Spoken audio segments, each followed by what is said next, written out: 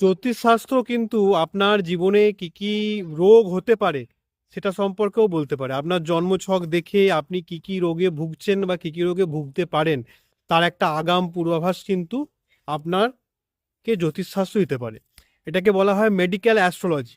কিন্তু খুব কম অ্যাস্ট্রোলজারই এটা নিয়ে চর্চা করেন, কারণ এটা নিয়ে এটা বুঝতে গেলে তাকে আয়ুর্বেদ সম্পর্কে কিছুটা পড়াশোনা রাখতে হয়, অ্যাস্ট্রোলজি সম্পর্কে ভালো রকম পড়াশোনা রাখতে হয়। যেটা দুঃখের বিষয় হচ্ছে আজকালকার যুগে বহু জ্যোতিষীরই নেই। তারা ব্যস্ত হচ্ছে কিভাবে দুটো স্টোন বেচা যায়, বেচে কিছু পয়সা পাওয়া যায়। তো এই জিনিসটা কিন্তু একটা খুব যেমন একটা উদাহরণ হিসেবে দিই, যদি যাদের এপিলেপসি বা মৃগী রয়েছেন তাদের ক্ষেত্রে অনেকাংশ ক্ষেত্রেই দেখা যায় যে তাদের বুধ বা মার্কারি 12th হাউসে রয়েছে।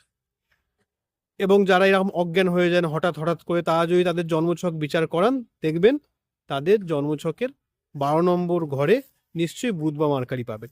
এইরকমই বিভিন্ন রোগ, ক্যান্সার হোক, বিভিন্ন ধরনের ব্লাড রিলেটেড রোগ হোক, অন্যান্য রোগ হোক, সেটা কিন্তু আপনার জন্মছক অনুযায়ী ঠিক হয়। এবং মেডিকেল অ্যাস্ট্রোলজি বিশ্বাস করে এটার যদি কেউ রেমেডি করতে পারেন তাহলে কিন্তু তার অনেক ক্ষেত্রে এই রোগের প্রকোপ থেকে তিনি মুক্তি পেতে পারেন।